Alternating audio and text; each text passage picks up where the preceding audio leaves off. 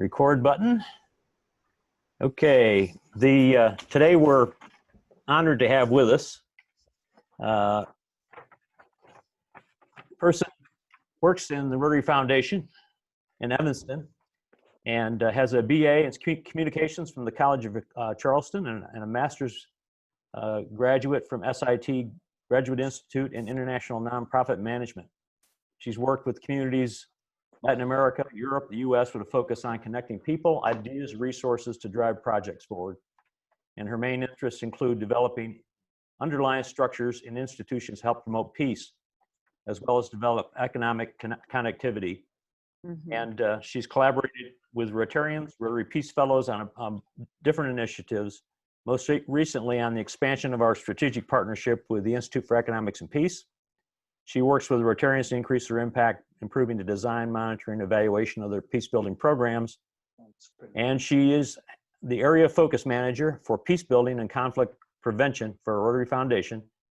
And she has been working on that peace-building portfolio for over a decade, although she's only 20 years old. So yeah, and that's right. So please welcome an expert in this who's going to share with us, Rebecca Krall. Rebecca? Great. Thank you so much, Rudy. And I obviously need to hone my PC to Mac skills a little bit, but I'm going to go ahead and share my screen. I guess before I do that, I'll just say that I really would like this I have a presentation, but I really would like to keep that fairly minimal. Let's say like 10 to 15 minutes max, and then really use this time to be more of an informal discussion. I'd like a lot better. So we can talk about ideas that you have. You can ask any burning questions. I know that Dennis had a couple of specific project ideas he wanted to, discuss. So I would like to, workshop it a little bit and maybe answer some specific questions that you have in terms of how we take this broad idea of peace and peace building and make it a reality in our communities. Okay, so I'm going to go ahead and share my screen here. Let's get over to this. Okay, so I made this fancy new PowerPoint today, and I'm going to go relatively quickly through it so we can actually get to the more interesting topics of discussion. So these statistics that I'm going to go over definitely need updating because, as all of you know, we entered our new Rotary year. But essentially from 2014 until the end of this Rotary year, 2020, we were approaching 500 grants in peace building and conflict prevention, totaling over $20 million. And some of the key areas that we work in are providing scholarships, which are actually the bulk of what we do within our area of focus, which I'd like to start to transition to a more balanced portfolio, also looking at community-based projects. But aside from scholarships, what we see mostly are youth programs, which is really not surprising considering Rotary's emphasis on young people, improving human rights, and then capacity building and training leaders. I'm gonna move. So when we talk about global grants in peace building and conflict prevention, and global grants really in any area of focus, I think the difference that we want to remember is what we're trying to do is create projects that are sustainable, that are measurable, and that are driven by the community. And those are three, if you can remember those words, and I can share this PowerPoint presentation with you. If you can think about those ideas, you're getting closer to a global grant as opposed to a more general peace building and conflict prevention program. So what we're trying to do is develop projects within global grants that have long-lasting impact on the community and empower them to be able to address their needs and their issues over the long term. Rotarians are obviously part of community, so they're part of that solution, but we want to ideally make sure that communities can actually continue to work on these issues once we've gone, or once we've at least taken our funding away. So that's something important to remember. So what do we do in peace building and conflict prevention? sometimes I think that this area of focus is both a blessing and a curse, right? Because it is incredibly broad. There are many ways to enter and think about how we build peace, and that can be an opportunity, but it can also be very overwhelming. So I hear a lot of the questions, and myself included. It's like, where do I start? Um, and we also have, so when we talk about the area of focus, I think a lot of people automatically think global grants. But actually, the area of focus encompasses all the work that we do, from club projects to district grants to, service programs. Everything that we do at those levels can also be considered part of the area of focus. Global grants is a very specific program within the foundation that has very specific requirements in order to obtain a grant. It's not a short process. It's not an easy process. So I encourage everyone to really think hard. And I know that we have some people on this call that have been involved in a lot of global grants. Really think hard about what your goal is and whether or not a global grant is actually the right fit. Now, my slides do not include the ins and outs of global grants. That's actually technically not what I do. I advise the grants area on the fit to peace building. But if you want more information about that, I can easily get it for you. So within global grants, within the area of focus, what we have seen to date, and I'm kind of leaving scholarships aside for this conversation, right? So we're really talking about vocational training teams, we're talking about educational projects within the community. What we've seen is really this desire to enhance capacity in communities to build peace. There are many ways to do that. So we've seen school programs, we've seen anti-bullying programs, we've seen an increasing share of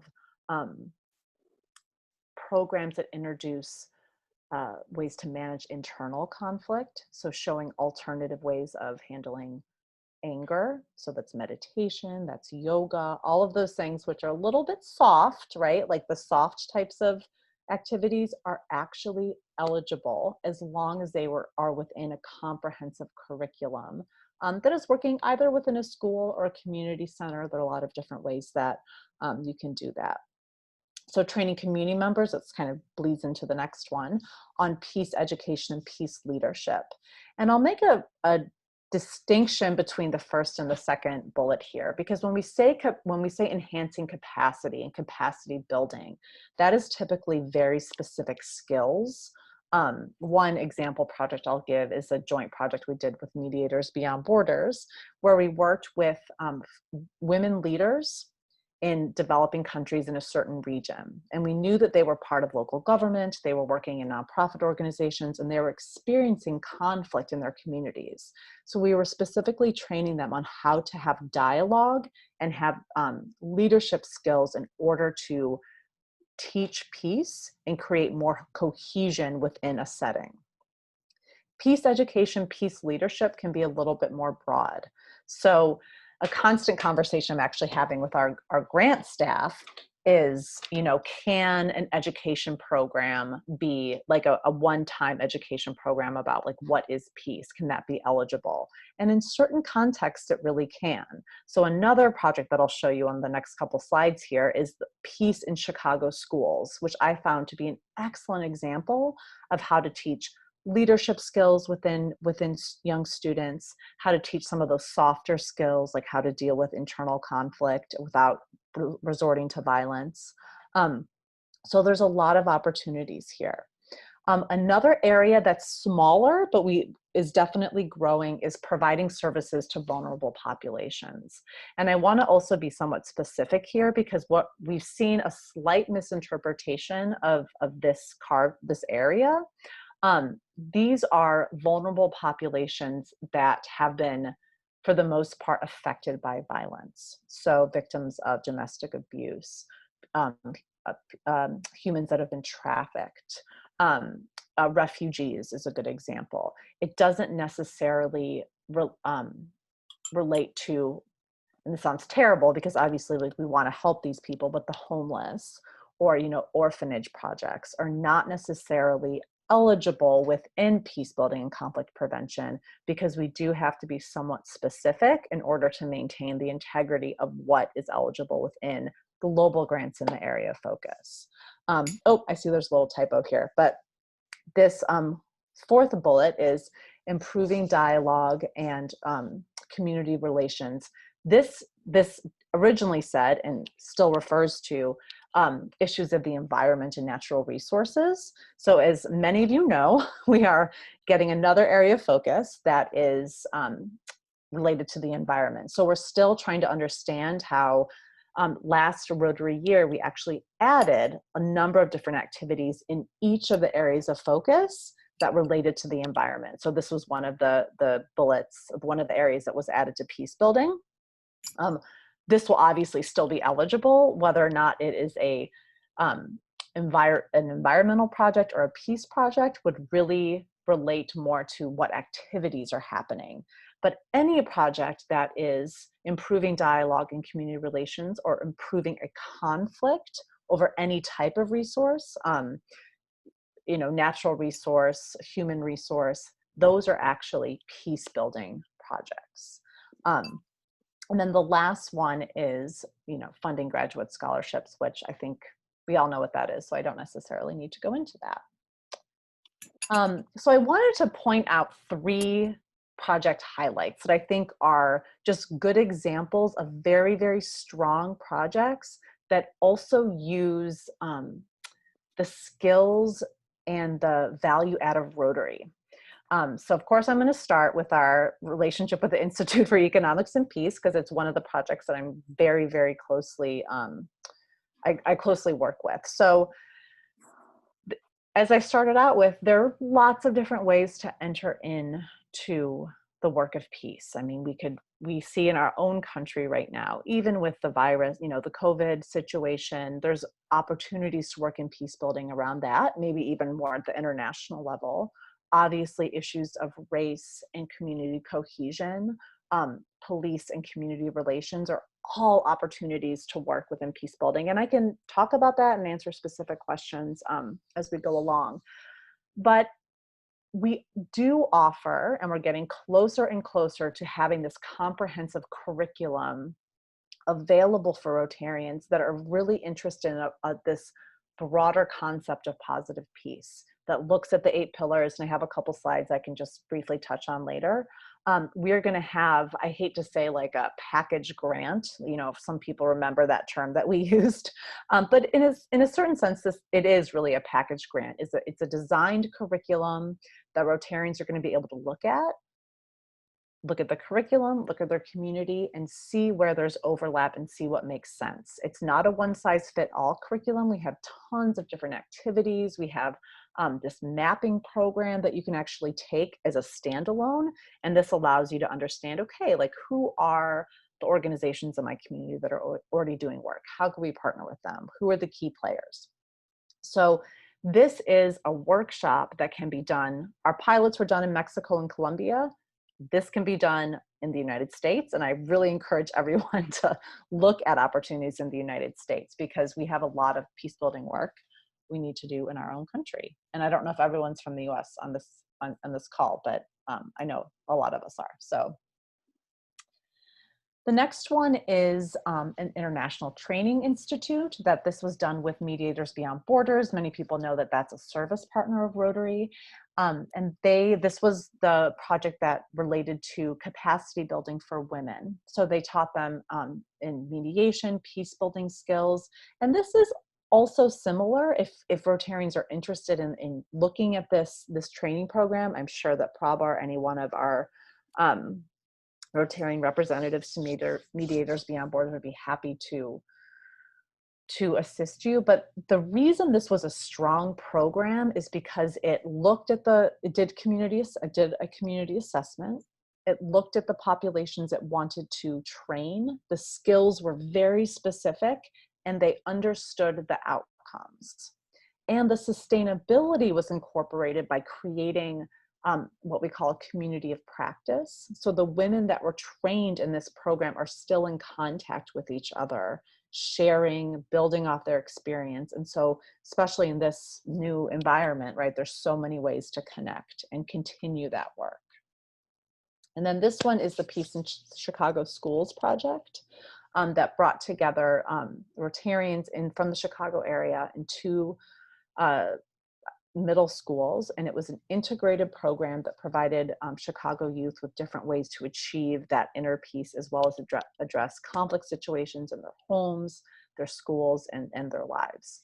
And unfortunately, in the city of Chicago, where I live, we've had one of the most violent summers to date, despite the stay-at-home order. So programs like this are underfunded, and they really need to be bolstered, in my opinion.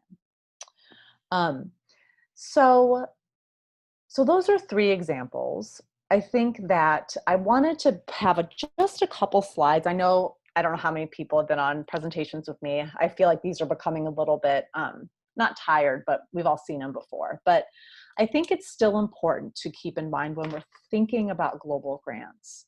So both negative and positive peace, and the definitions are here, right? So negative peace is this idea of the absence of violence. So if you stop a war, if you stop shooting in a violent community, you've achieved this idea of negative peace, okay? But what we've seen is that peace is very tentative, because if you do not address the underlying causes, which are the attitudes, the institutions, and the structures of that peace, then as soon as you have, let's say you've attained that by putting a lot of police on the street, as soon as you remove that force that's keeping that negative peace, the likelihood of recurrence into those habits is very high. So we do focus, and we think that Rotary is really, really well positioned to think more broadly about peace and really focus on what works, which are these underlying structures and attitudes and institutions. It's not easy, because with negative peace, you see an immediate result, right? If you see something happen, like if you see the violence taken away, you feel like you've done something. And there is a place for this. Don't get me wrong. There is absolutely a place for this. It's just not sustainable in the long term. So I always encourage people to take the Rotary Positive Peace Academy, which if you haven't done that or you want a link, I can send that, because that just gets you to start thinking about what these broader issues of peace are and how they could fit into a global grant. So here are the 8 pillars. And we've been having lots of conversations with the Institute. So these are all the different pillars that really feed into a system of peace. This is this new term that we're using. So in an ideal world, you have all of these 8 pillars working together, playing off of each other, and working in a system to create change. I think that it is perfectly acceptable to think about the pillars, or think about things that don't fit easily into one of these. And you can work on a project in one of those areas. What's important is that you think about all the other areas that might relate to it. Because if you're doing something over here and trying to improve, we can use a business environment, you're improving the business environment, but you're not thinking about how all of those other pillars might be affected by your intervention, then your project has a much lower success rate. So just this way of thinking in systems is really helpful. Okay, I'm gonna, unless someone raises their hand and screams wildly, I'm gonna actually go through this slide, because this is more working with the Institute, and I'm just going to start opening it up for some discussion. I do have one more document, let's see, that I will just keep available. I will stop the share, and then I can reshare it if we need that. So I don't know, Rudy. Yeah. Oh yeah. Okay. I didn't know if you wanted to do the. I'll kind of moderate this a little bit. Great. David Okay. Wick, Sounds you good. had your hand up, David? Yes, well, thank you very much. I really appreciate this, particularly the folks of the positive peace concept. And for quite a few years, I've been working with the United Nations and with Ambassador Chaudhry in particular, and a whole group focused on culture of peace, Mhm. which is the broader umbrella of peace building in all manner of ways within creating a culture of peace. And in Ashland, Oregon, we've done the Ashland Culture of Peace Commission, which uses that and has been incredibly effective throughout the city, working with all parts of the city in so many different ways. And I know Dennis Wong is very familiar with the culture of peace. I just wondering, have you engaged with that in any way related to the culture of peace at the United Nations? And also, what is your relationship with Fergal McCarthy? Great.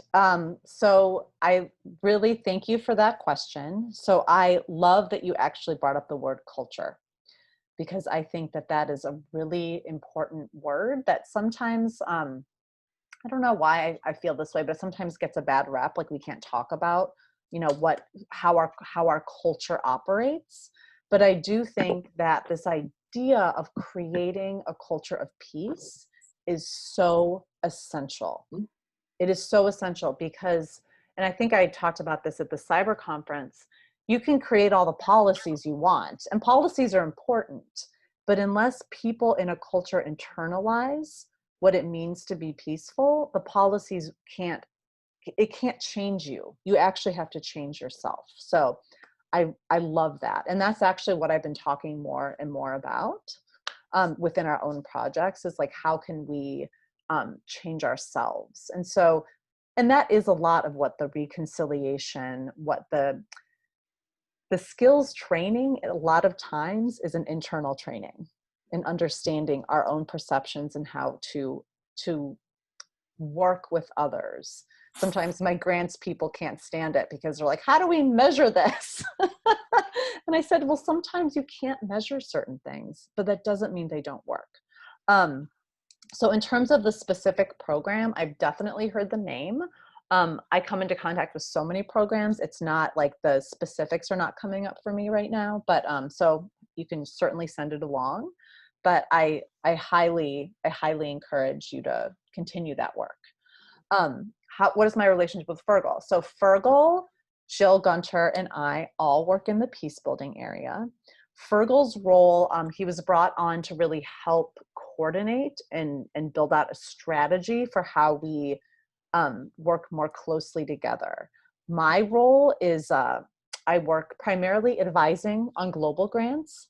We have a lot of grants that come in that need to have a stronger peace building outcome. So I work particularly with that. And then I'm the main staff liaison for our partnership with the Institute for Economics and Peace. And that work has really, in a certain sense, become like a foundational for us, just in terms of relating with this concept of like this broader, expansive vision of peace. But it also has its limits. And I think that there's a lot more work that we can be doing in especially the reconciliation arena. Great. Thank you very much. Can I have You're something welcome. to say, Rudy? Just give me 1 second, Carol. Sure. In the past, we've heard there's kind of a threshold to move grants through, kind of a high limit that they go through a little faster, that around keep them under $100,000. Is that correct, or is that changing?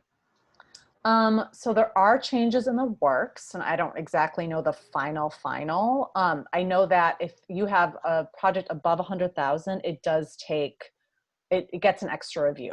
It gets a cadre review. It definitely goes to us, like area focused managers. I think it's interesting that I don't think this is clear all the time, is that we actually only come into the picture when there's a very, it's not clear like what the fit is to the area of focus, or if it's a high dollar amount. But the grant officers are also doing a lot of work with the grants. So I think that, yeah, it might slow down your grant a little bit, but I wouldn't worry about that. If you have a grant that needs a budget of 120,000, apply for $120,000 budget. Okay, super. Carol, do you have a question? Well, yes, a couple of things. I'm the Peacemaker Corps at the United Nations, and we have a festival called Peace in the Streets, and it's global. Right now we get films from kids under 18, 31 countries around the globe, and I've been working with the Rotary for years at the UN. But what I was thinking about right now is that it's called to action for the globe. How do we, I think we fit in there really well. We're community-based, it's easy to train. Kids send it, everything's free. So we were working with the Downtown Rotary and the Rotary in Cape Town for a global grant, which has been put off till next year, I was told, even though we've been working on it for quite a long time. And now we have a whole COVID section that we've been working on too, getting kids to send videos of what it's like to live through a pandemic, which nobody has. But the basis of what we've done is create 700 pieces of content from kids for the last 7 years under the age of 18 about their lives around the world. And I would love to see how the Rotary could work that as part of this really human, you know, the old people to people thing, but this is really grassroots communication about things that we all can relate to, even if the setting is different. So I wanted to throw that out. I'm new in the E-Rotary International, so I don't want to take up any of their space, but we definitely are looking to eradicate peace like we did polio. Yeah, eradicate violence, absolutely. Eradicate violence. Yeah. Sorry. Actually, yeah. I'm a survivor of polio, so it's always very difficult when we talk about viruses, you know. And yeah, absolutely. The ones we don't see is hate. Until we see it. Okay, let Rebecca answer, please. So, I mean, I don't know too much about the Peace in the Streets. I will say that this is where you get into the difference between global grants and a project that you would put on a club to club or district to district or a multi-club to multi-club. Global grants really have a focus on communities. Right. But yes. So we want to train mentors to teach the kids, whether they do it virtually or, well, Rotarians could interact with the children around the globe. I mean, we're everywhere, and teach them about storytelling and the importance of storytelling, and then make a film where they can show it on their phone. So there's a very nice little tie-in, and lots of those young people become mentors of other smaller children and grow, you know, it's just a pay it forward. We've been doing this now for 22 years. Yeah, so I guess I would have to see more details of the project, but I think happy to do that. Yeah, but I think where I was getting at, and it's good to keep in mind for global grants. And I see Pravazon, so it's actually good because the project that I referred to as that example, which is the training of women peace builders in the International Institute, is an exception to the rule I'm about to give you. So typically, and this is like kind of taking off the peace building hat for a minute and just talking about global grants in general. We are like hyper local. Like the grants area really wants Rotarians to focus on a need in the local community. So like a well is, you know, the easiest example. So you're working in a small village in Guatemala. You want to know exactly what those villagers, what their assets are, how they're thinking about water, how they plan to manage that water, where they're going to get the resources. Is it sustainable? Are they working with local government? So this is very, very, very contained. Now, can I just add one thing? Sure. I thought about it when you were talking. We have films from Colombia and Mexico. And I was wondering where they came from, because we don't really go into it. We just give them their awards. And it must have been a Rotarian group that was working on some specific thing about peace building. And they entered our contest with a couple of films, and one of them won. So now I have sort of a sense of where they might have come from. Totally possible. Okay, Carol. Yeah, I'm not sure. Carol, we got many more questions here, so please mute yourself again and we'll move on here. Sala, you have a question? Yes. What you're presenting sounds like what we did in the Peace Corps, where we mapped a village. Yes. And we looked at not only what they needed, but what their resources were and who would step up to do the project. Is that correct? Yes, that's a great word. I love the word mapping. And that's actually a tool that we're producing. It's part of this larger curriculum, but I think it'll be really interesting for people to use. And I just wanted to follow up because I do think that, so Rotary generally does concentrate on these, micro projects, very small. We're starting to expand from a place of sustainability, right? So if you enter into a community, you see that a project works, you see all of these good outcomes, then you start to build it out and scale it out. With peace building, I do think it's a little bit different, right? Every conflict is local. It's very important to keep that in mind. But when I think about Prabha's projects, and this is also something we've done with our Positive Peace workshops, conflict also can be regional. It can be a countrywide conflict. So in those, or a countrywide, I can say dynamic, right? A conflict dynamic. In those particular circumstances, I personally am an advocate for expanding the project out, even initially, to include a broader community, quote unquote community. What is not eligible are these, something that happens in Nigeria, and then it also happens in South Africa, and then France at the same time. Like, that's too broad, at least for the global grant system. Rudy, can I just add to what Rebecca said very quickly? Yes, please. Because I think what Rebecca is describing about the capacity building is really a hallmark, because that was a leap from the way in which peace building grants had been funded. Mm-hmm. And what is now happening is that each of the global cohorts, it's, Rebecca, to your credit of seeing the possibility of it 4 years ago when we started doing this, mm-hmm. each of those women is now building in their local community and in their nation. So right. Building the capacity of women within a region that share a cultural and conflict dynamic context, as Rebecca is describing, mm-hmm. has actually resulted in a range of projects. So in Southeast right. Asia, one of them is actually negotiating the secondary peace process in the Philippines, in Mindanao, is by one of these women. So that's so where great. She's taken her skills, right? Mm-hmm. Another one is running a truth and reconciliation organization. So although they came from the region and understood, the sustainability component is that they are a network. They're learning from each other. They're not working in the same community, but they're learning from each other and building their skills. So it has all of those components that are interwoven that we now realize in hindsight how much elegance there was to but I think but that's so important. And I think that the key and the beauty to that project is that it's intentional. Right. So I think that that is another word that probably should be added to my slide, right? You need to be intentional about who you're bringing into a room and why, and what your vision is for getting there. Rebecca, could you comment on how we measure?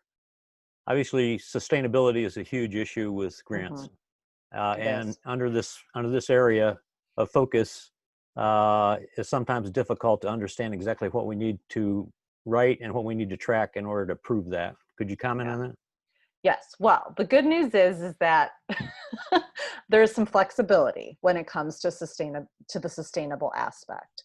So I'll give you an example. I'll use another area of focus as like a juxtaposition, right? So if you go into a school and you want to introduce, or you want to add basic education programming, you essentially have to work with the school, have them, be involved with the project, and then agree to financially fund it, or if that's appropriate, and then integrate it over the long term. So a lot of the times when your grant officer is coming to you and saying, how is this sustainable? What they're really talking about is how is this financially sustainable? And in my view, those are two different things. I think that where peace is more challenged is that there's certain countries that have a Department of Peace, or their government entities that specifically work on these issues, but it's not like we have a Department of Public Works or Department of Education that are just going to automatically take these things over. Sometimes we're doing these projects in spite of the government. So I think that probably your example was quite good, actually.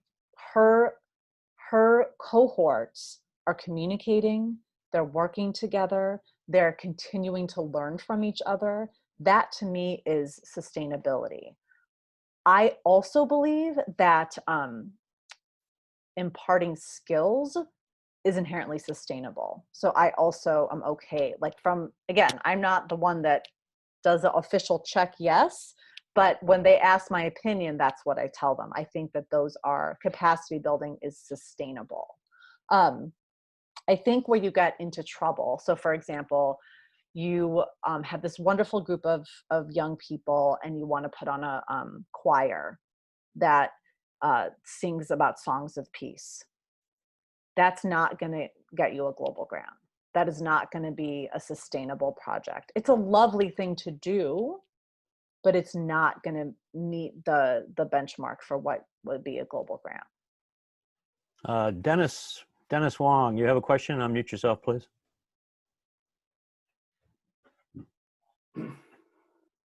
Yes. Hi, I'm here. Hi, Rebecca. Hi, Dennis. Actually, I'm looking to kind of like bring things together because I think our club, which is, I'm not sure how many, Rudy, got 60, 70 people. And we have a Peacebuilder club now. And pretty much interested in including what's happening with Positive Peace, 8 Pillars of Peace, and also MBBI, and how to use these resources in areas that concern some of our members, specifically preventing nuclear war, ending racism, and also now, there's a whole threat to our democracy. And the whole idea of protecting people's rights to vote and making sure they vote, and other areas that it's both community-based, national, and even eventually international. And I'm looking to, if you've got any ideas, advice on how we could get Evanston to help fund some of our projects. And also, by the way, I am, and I know a number of our people within the membership too, would like to try to do some things in the United States. I mean, we always look overseas, and we got problems here. And and also, I think we got membership problems here. The biggest, I think, decline in membership is in North America, the United States. And the more things we do overseas and don't do anything in the United States, I think a lot of people in the United States, non-Rotarians, don't know what we're doing, and also may not see the value of Rotary helping our lives. So I think there's a lot of elements here that if Rotary could really help us, members who are engaged, members who don't know the ins and outs of the Rotary system, but could use some funding to make things happen. And I think that, and also, we're not well funded, but we got a lot of good talent here. And it just, so I really look for your help, advice, and all the people of Evanston to engage us and fund us to do some good things. So my question is, please help. Let her answer here now. So, I mean, there's a lot there. So, I mean, just, a reminder that global grants do not come from Evanston. They come from Rotary. They come from Rotary clubs, from the conceptualization, all the way up until we give you the match, right? So there's even fundraising that's happening at the club and district level. There are so many things that need to happen in the United States. So I cannot emphasize that enough. And there's a lot of ways to go about it. I mean, I don't know if I won't dive into everything, but I just thought, this idea of working on issues of racism, very difficult, very sensitive, very needed. And I would argue that we've never been in a place where people are more open to that.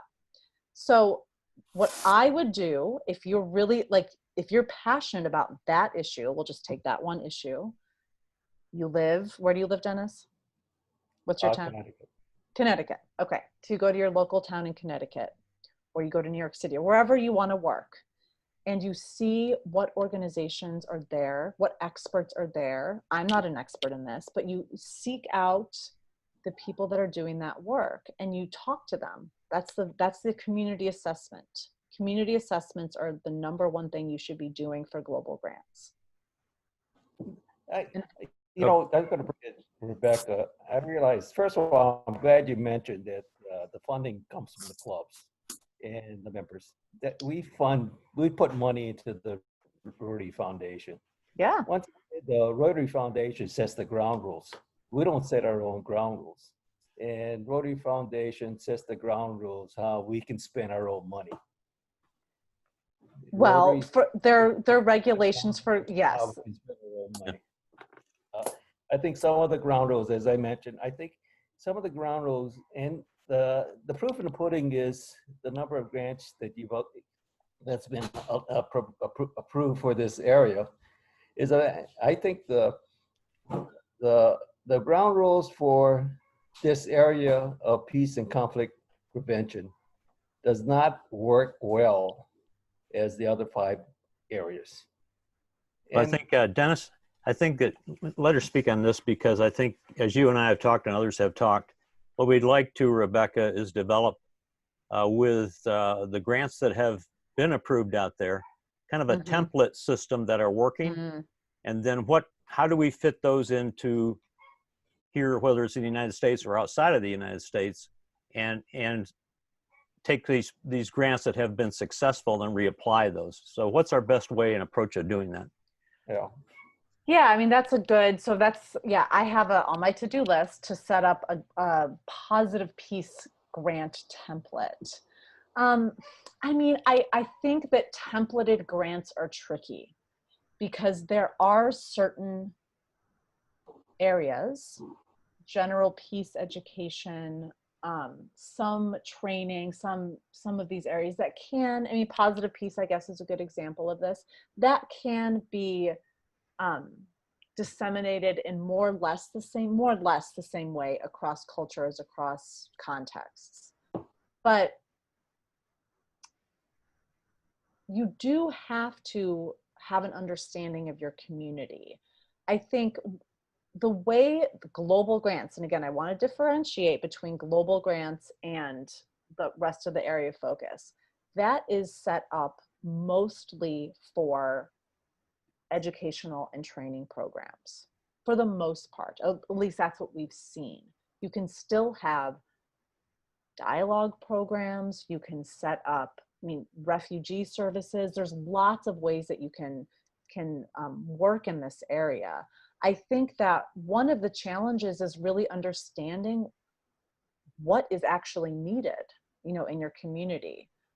Because I personally believe any issue that you want to tackle is possible. Any issue of peace building, aside from some of the very political ones that I'm just not going to get into because I feel like it's not my personal opinion and it's a non-starter. So I'm not going to get into that. But anything that you want to tackle from a human to human peace building perspective is possible if you do your community assessment, you dig deep, and you really understand how to put it through the system. And I'm happy to work with you on that. That'd be great. Rebecca, we are working on putting together here in 5330 a global grant that we have used the the grant that 5180 in Sacramento did on taking on human trafficking and education of students and teachers at the school level. And so what you're commenting is correct. There's a basic template that they used. And from that, we're developing this grant, but we have to pull our own community assessment data on schools and the schools we're going to target and the populations and how we're going to implement that. So we fine tune it from Absolutely. what they did. Yeah. So I think that's what you're really talking about, right? Yes. I mean, so this is where it does. So if you have a broader approach that has been implemented in other areas and you want to implement that approach locally, I would say that sometimes there's a little bit of pushback from the grants area, but all you need to do is show us like why you decided to work in this school, you know, and like show the statistics, like is there, and I don't even like to say, is it violent, right? Like, are there at-risk factors? What's going on in that community that makes this training appropriate? I also wanted to just mention, you know, this idea of division in our country right now. You know, these ideas of dialogue, bringing people together, these are very important and are incredibly eligible within the area of focus. When we talk about, you know, community police relations, I personally don't think there's any cookie cutter approach for that. And I really do encourage you to look to the people that are, you know, working there. Even if you don't have existing relationships, you know, it's a good time to see what's being done. Yeah. So we got, okay, Arthur just got his hand up, and then I'll jump to Sala, please. Okay. I'm not sure our area fits. We have several filmmakers in our club. Al Jubitz has a wonderful film called A Brave Peace about how Costa Rica got rid of their army and thrived. We've got Emmanuel with his terrific We the People and Other Films for Peace, and my own The World is My Country. And Al had talked about starting a Rotary film online film festival, a Rotary festival of important films for peace. And I wonder whether that's the kind of thing that we could bring to our club and could bring to your group. And if so, how do you do community assessment? The community assessment is audiences. So is this appropriate for a grant? Yeah, so that's probably not going to be a good fit for a global grant. Okay. I would encourage you to do a district grant. Like that would probably be a good project for a district grant. The difference between a district grant and a global grant is that you don't have the same match. Mm-hmm. So maybe just really briefly, I'll explain the match from the foundation. Okay. So in global grants, either a club or a district needs to apply for a global grant. So you fill out your application, you have a partner. So you also have to have this international partner. So you're in the United States, say you're in Connecticut, and you want to implement a project in Connecticut, you do have to get an international partner.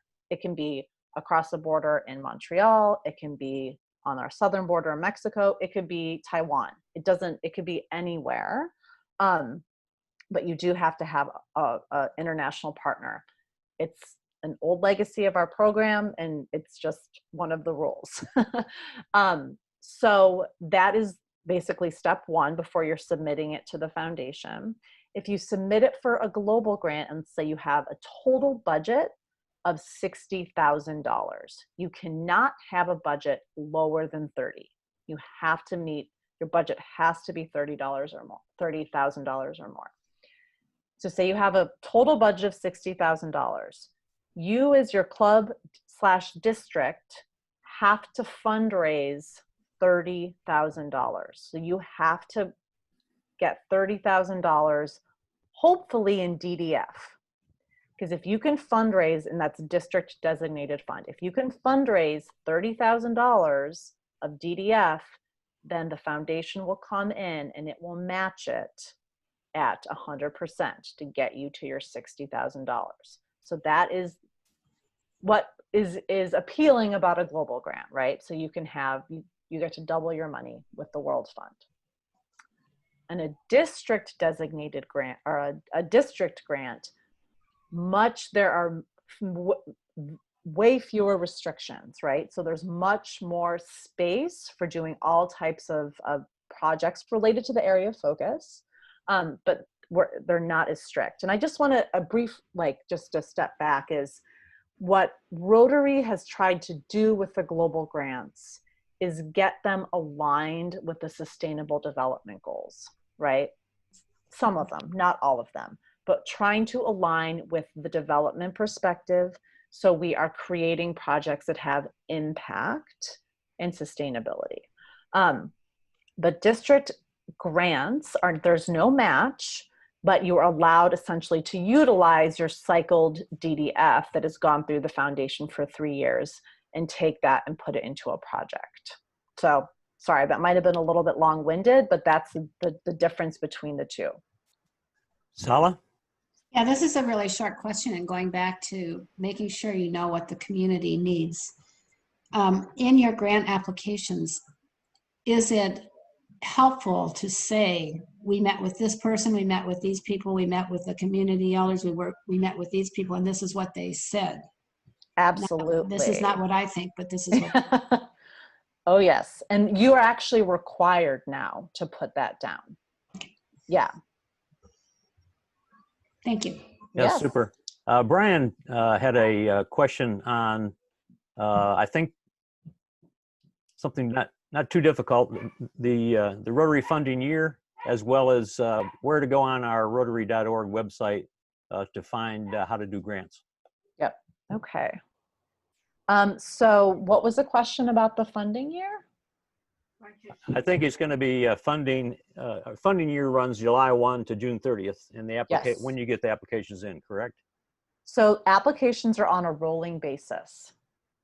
So, and I feel like the applications are kind of deceiving, right? So the application really starts, whenever you conceptualize your project, right? Because so much work is actually done at the local level. So, I mean, I see Anne Frisch is now on the phone. She can probably tell you stories of all of the work that she has had to do at the local level before that application gets to the foundation. But we can receive an application anytime. What we are running into, and we certainly ran into it this year, is that, well, by June 1, we had run out of World Fund, mostly due to COVID grants. We had a huge uptick in grants related to relief for COVID-19. So in theory, if you can get your grant in towards the beginning of the Rotary year, there's less likelihood that it will be pushed. I know that someone mentioned that their grant had been pushed to the following year, and that's probably what happened. And then in terms of global grant applications, I can send you that information, but everything is on Rotary.org. Another good resource, I mean, depending on your district, there are global grant district chairs. So you should have a representative in your district that can walk you through this process. There's also cadre members. We have cadre members are the technical advisors. We have a number of them for peace building and conflict prevention. So if you have specific questions, you can get in touch with them.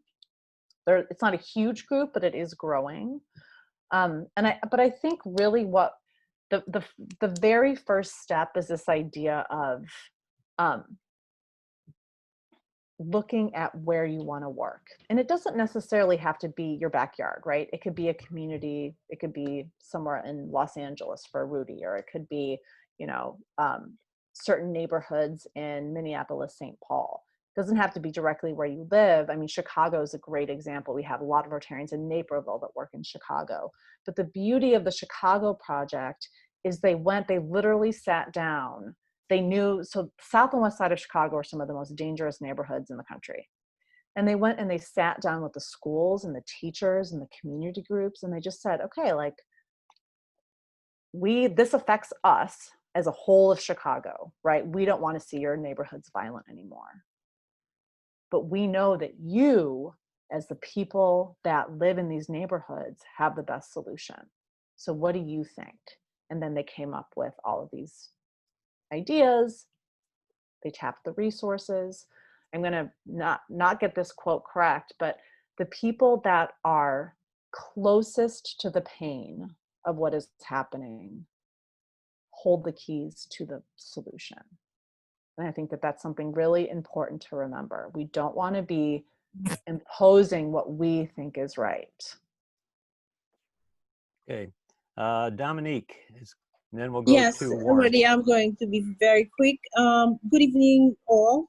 Thank you for your help. It's quite an informative session.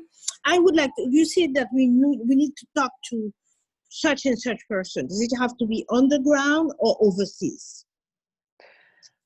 It depends on where you want to work. So say May you I? want, yeah, Let's say that I have a project for Nigeria. yeah. Yeah. Okay, so it is a global grant, right? okay. Okay. So ideally, if you're not living in Nigeria, you are either talking to Rotarians in Nigeria, or you're talking to community organizations, or you're talking to community members in Nigeria. But if you want to do the project in Nigeria, the community assessment has to happen there. The community assessment has to be with the people that are going to be most affected by the project and be involved in the project. It is a hospital, so it's a global grant. Okay. Mm-hmm. It's a global grant. However, it is from Rockville Center catering to Ishiagu, Nigeria. Okay. So that's good. It's a global grant geared toward the people of Nigeria, Lagos, maybe Port Harcourt, maybe Enugu, maybe Abakaliki. Okay. And also with the help of the Rockville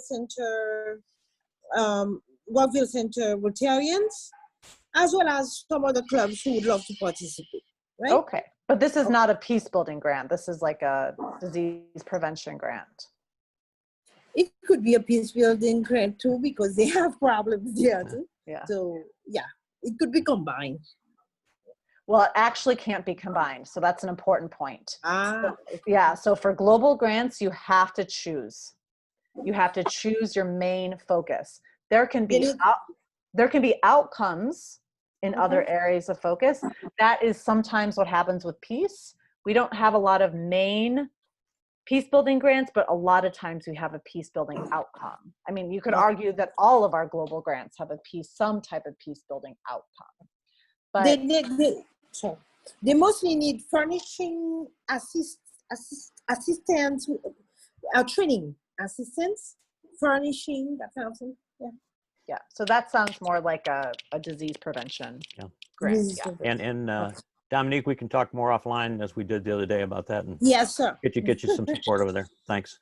Thank you. Warren, unmute yourself there. You got your hand up.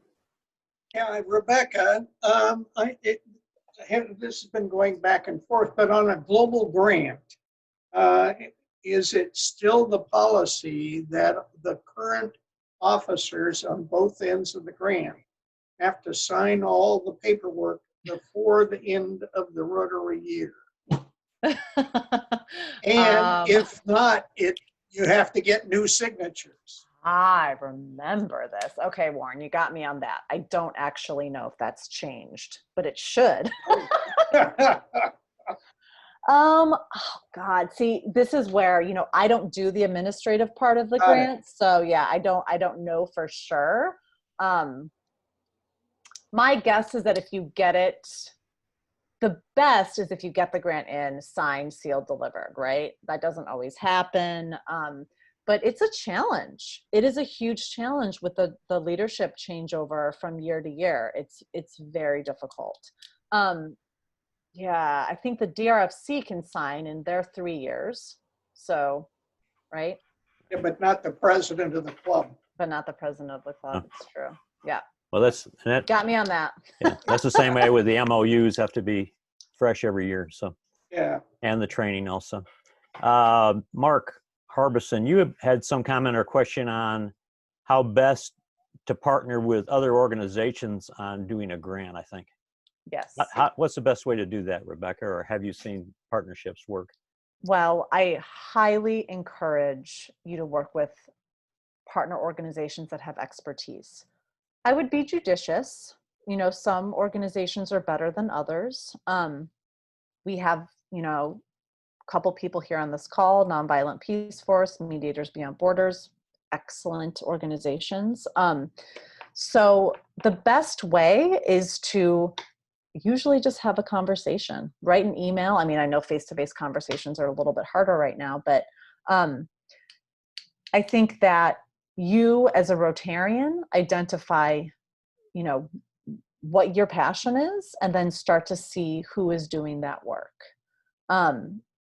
Typically, most communities will have some organization doing it. It doesn't mean that you don't bring in a more national program. If there's, again, we talked earlier about this idea of sustainable expansion, right? So if we've seen Cure Violence is one that I know that is good. And they started in Chicago. They've implemented programs in Baltimore. They are now working in the Middle East. So there are places for national programs as well. It really just depends on what you want to do. But I highly encourage partnering. And through a global grant, these partner organizations can receive funding for whatever service they're providing. Mark, did you want to add to that, or? Yeah, I mean, I just wanted to, because there is in the list of ineligible products, there is a term and condition that refers to projects carried out by other organizations. So as a concrete example, say I'm doing a project, and this is a real example.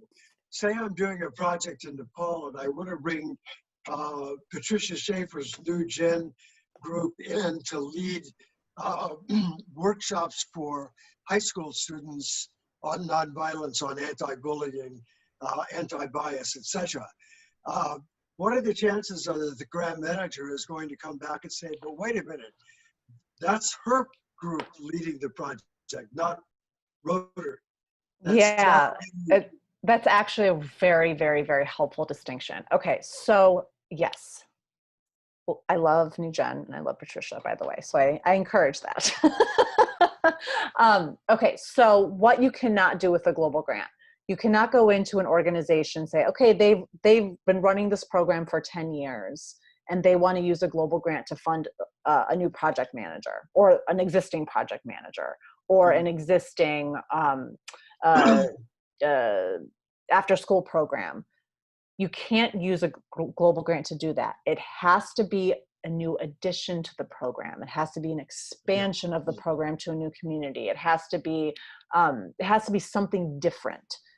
You can absolutely pay an organization to implement a project. That is not a problem. So what you're describing to me with Patricia Schaefer, 100% eligible, and she's getting, actually her grants are getting easier because we now know Patricia's work and we're comfortable with Patricia's work.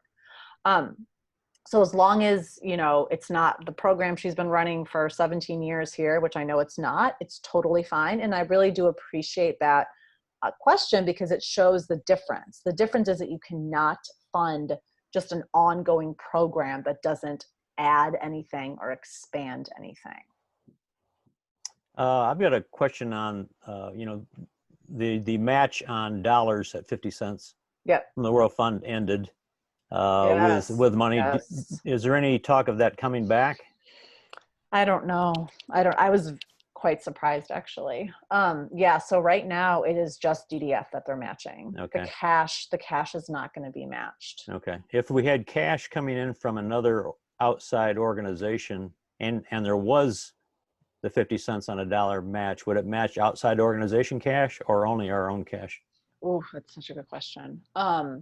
I don't think it would match. I think with Yeah, it's only our own. It's only our own. And the way to get around that, if you want to get around it, you have them donate to the club or to the, you know, to the Rotary entity that's involved and run it that way. Yeah, I was going to actually suggest that you just keep that money. You can list it on the project, but again, you only have to get to $30,000. So maybe you keep the organizational cash just for ease outside of the grant budget. If that makes sense. I think it's right on. We believed that was the way it was going to be. So, Anne, your name got mentioned here earlier about the difficulties of putting a grant together. What's your experience on global grants? Let's see, am I muted? No, you're good. No, she is muted. Oh, she is muted now. Unmute yourself, Anne. You could unmute her. I can't. There But she she is. was, We had a district grant there we go. for about $15,000. And we ended up using, because the local committee was so careful with their money, we ended up with 50% of the money left over. So we did some consultation and they said, well, if you got another project or continuation of the project, you know, you can use the money. But it just never was a good match. And the local committee never said, could this qualify? So we ended up finally, after a couple years, just even after all that long time, we still had to go through every receipt. And so what I recommend to people do is, if you're hiring consultants to come in, pay them a per diem and let them get their own hotel. You may make the reservation for them, but if you start and you have to have every day's hotel receipt, every day's food receipt, you could just be certifiably crazy. And it was for a period of time. There are people who would testify to that. So, Anne, wait. Does that mean that you could give people a per diem and not get those receipts? Well, you'd have to have a receipt for somebody who hired a consultant, paid them a per diem. You'd still have to have a receipt, but not for every blooming thing that they. Oh, that's, so you could get around that by giving them a per diem. Yeah, you kind of calculate the hotel is $60 a night, food's about $20 a day. So we'll give you $100 a day, and that includes your transportation. So you'd have one invoice to pay off rather than all those little receipts. Yeah, At the least State that's Department has a whole list of every place in the world. That's what our district chair said she wished we had done. And she's an accountant. But I had to look at every receipt, and they were in Thai. Rebecca remembered those days. I know. I have fond memories of that training, And and those weren't the least of our problems I either. was gonna say, yeah, except for. We learned a lot about diplomacy there. Ooh, I did. sure did. Rebecca, I think you probably did too. What Oh, was yes. the project? It was a great project, actually. What Yes, was it? Anne, Yes. Yeah, what was the project, Anne? what was it? You can describe it. We were working in southern Thailand where there's been a war going on for 100 years over should the basically Malaysian Muslim people be forced to be Thai, go to school in Thai, go to religious and stuff in Thai. And, most of them just acquiesce, but some of them decided the only way, they tried diplomacy, that didn't work. So finally they decided a little warfare couldn't do any harm. And in fact, it was terrible. And so Malaysia came in with an offer of peace process. And our job was to try to bring together people to talk about the process, how it was going, how people felt about it. And it really was 3 workshops in 3 cities. Rebecca got us to go to Bangkok, so we had one in Papani and one in Hat Yai. I think I missed the good ones. But the best ones I missed. It was very stressful time, but we had people, we had nuns and Buddhist monks, and we had all kinds of local people, electrical officials, and Rotarians. And the thing that I think is still true, Rebecca, is that if you do a district grant, you can train Rotarians with that money. And then with a global grant, you still cannot train Rotarians on a district grant. Is that right? Well, that's so interesting that you bring that up because that's what I thought. And then I was on a conversation the other day where the regional grants manager was telling me that that was not the case. So I actually need to investigate that. Well, we know that the district rules were changed, right? Yeah, I think it might have been changed. Yeah. So we were I just at, I yeah. can find you. I had to wave papers in front of people's eyes to show them that was okay. Not my committee though. But as far as I know, it was never changed for global grants. Yeah. Well, so that's actually a great point. So we were talking with past director Brad Howard, who's out of California, and he has this really interesting project where he's actually going to be bringing people together across the political divide to have, conversations, which I'm very, very excited to see. But the first conceptualization of the project was to train Rotarians through a global grant. And we had to say, so sorry, but there is a conflict of interest clause within global grants. So Rotarians, as much as but it actually pains me because I think that it would benefit our organization. Rotarians cannot be the recipients of training through a global grant. However, I just want to say that they can be observers. So if you have a group of 50 and you have 10 Rotarians in there, it's okay as observers. So what was the, on this then, our understanding was we couldn't apply for a global grant to help with the Peace Conference in 2020 because Rotarians were going to be in attendance.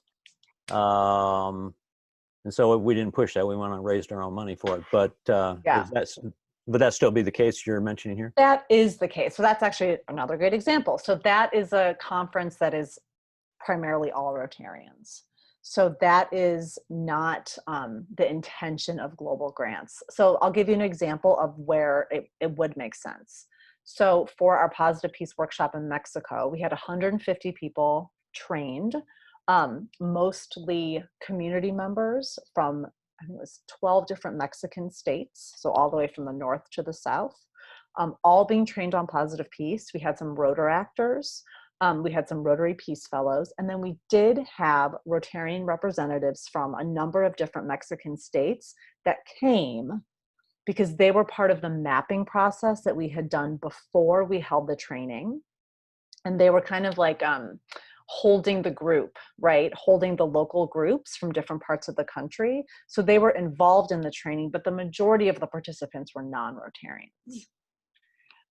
But Rebecca, would it not be possible you could have your whole global grant and then tell Rotarians, we want Rotarian participation, but you have to pay your own hotel and your own food. And there's a $20 charge for registration or something like that. I don't know anybody that can't do that, except in some really poor Rotary clubs where I would just say, figure out a way to do it. Yeah, that's a good point. So the conflict of interest clause is that they can't be benefiting from the grant can't pay for them to do things. So there are certain instances where they could pay. You can, what we were talking to Brad Howard about was if you want to raise, your training funds before you start implementing this at the community level, raise $15,000, do a training with Rotarians, and then Rotarians can, be involved and assist with like a larger training. So I think what you want to get away from is thinking that global grants can be used to fund like Rotary activities. That really isn't what it's for. It's for the community. The beneficiary should be the community. But I would say the logic of the district grants that allow it still apply. Yeah. That it's not like we're saying we're going to have a party or a food fest or something and Rotarians can just come and chow down for free. It's not a dance. It's not an economic activity. It's training them for their work, which is being peacemakers or So the one question, that's a very big distinction.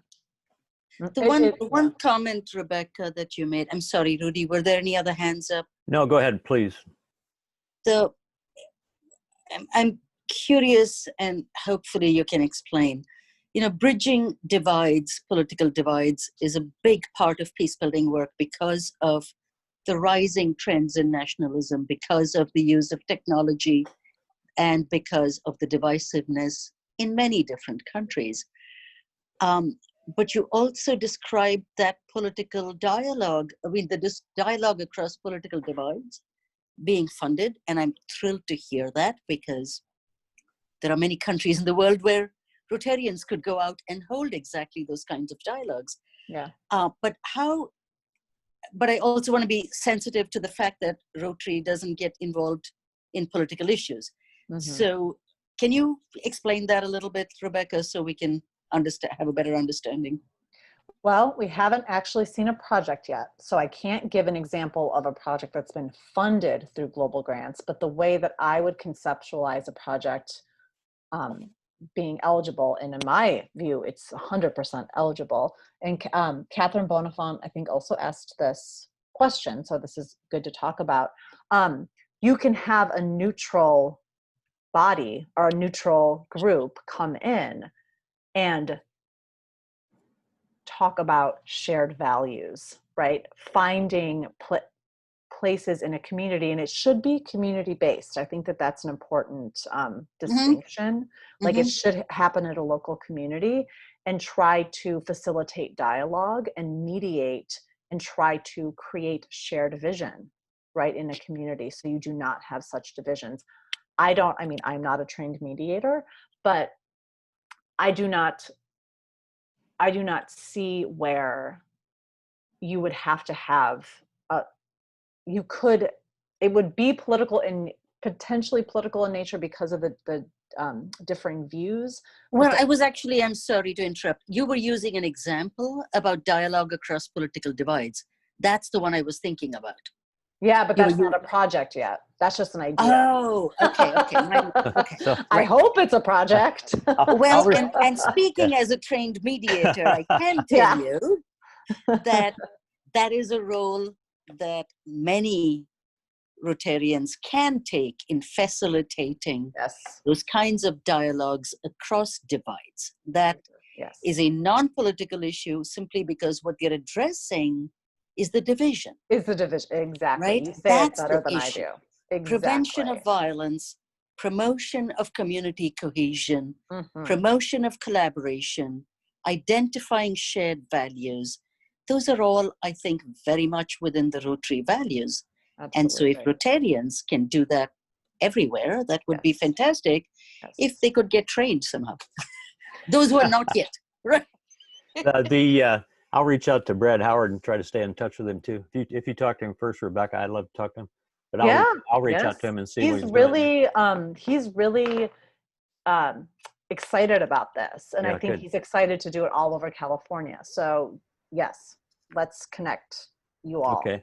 We've got only a couple minutes left. I think you probably got some little ones you have to get to bed, unless your husband's doing that. My husband has them now. They're not in bed yet, though, because I hear them running around over my head. Being a working mom at home, that's keeps you busy. So yes, it's been okay. But I hope that I feel whenever I do these presentations, I feel like we could, have another 2 hours to talk about it, because there's so much there. But I hope it was helpful. I don't know if there's any last dying questions. Rudy, did you put her contact information? Yeah, so Rebecca put her email address in the chat box. Anybody that didn't get that, or others that want to reach out, please do so. Dennis, you got your finger up. Yeah, I got one question. I mean, first of all, I like all these Zoom meetings, by the way. You got a chance to meet a lot of different people and giving their perspective of what's happening. I often wondered, you, as one of the representatives of the leadership, et cetera, what have you learned from us tonight? Tonight? What have I learned from you tonight? From this conversation. We've learned a lot from you. What have you learned from us today? I've learned that there's a lot of expertise in this group. There's a lot of passion. And I think that the global grant process is not easy. And I'm like reflecting that back, because I think that there's still, it still seems to be unclear like with members, and I don't think that that's your fault. I think that it is a somewhat complex process that needs to be simplified. So I'm trying to think about how I present next time, and then the next time, how to make it simpler for everyone to understand. I'm seeing two really quick questions that I want to address. One from Pierre: citizen diplomacy and dialogue, targeting Rotarians in adversarial countries would not qualify for a global grant. It would not qualify for a global grant if it was just Rotarians. That is correct. But yeah, so sorry, going back to Dennis. Yeah, I think global grants, I feel divided, because in a certain sense, if you can work through the global grant process, getting the grant, we don't have a competitive grant system. So getting the grant can actually be relatively simple, in quotes, if you can work through the system. But if you go to, U.S. Institute for Peace, Carnegie, these grants are quite difficult to get in terms of, the number that they're giving out. So your chances of actually getting a global grant are much higher. You just have to navigate the system, which is not an easy feat. Well, Rebecca, we, like I said, we appreciate you coming together and joining us tonight and covering this area of focus on the grant side for us and global grants. Really appreciate that. Like I mentioned to you, we are looking to figure out how we work with our club, as well as the RAG for Peace, and how we might, and MBBI, and how we might develop a catalog for some types of grants that we might be able to pull from when we have a need. We see a community need locally or internationally, and here's one that's been worked before. We don't have to reinvent the wheel here. We could reapply that in a different country, a different city. And so we would love to continue to connect with you on these grants and what's been approved out there. I know there's only a couple sites we can go to and see some things with matchinggrants.org and maybe some other, but we really need to understand what's been tried, what's working, and then how do we reapply those and get behind them. Yeah, I think that's something, a project I can work on over the next couple of months, because I think that the more, I personally am seeing a great rise in interest, right, in actually implementing grants in peace building and conflict prevention. And I think that aside from the positive peace work, which has taken up a lot, that's been, it's a great framework, but there's a lot of other ways that we can be working in these areas. You know what, I'll go ahead and share, I don't know if I shared it, maybe some of you have seen this, but there's this updated guidelines. It's not technically, I guess you're recording this, but I'm not technically supposed to put it up on the website yet, but in a smaller group I can share it. And that gives greater guidelines, and it also goes through like project types. Okay. It gives you want you more me to detail. Stop recording? Oh, it doesn't matter. Okay. It doesn't matter. We don't want you to get fired or something. So. Yeah, that's true. I don't want to get fired. We have to have a grant to help fund your peace building work. All right.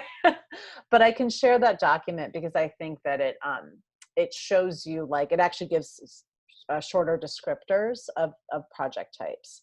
So I can send that, and then of course we can always get on the phone again or Zoom again.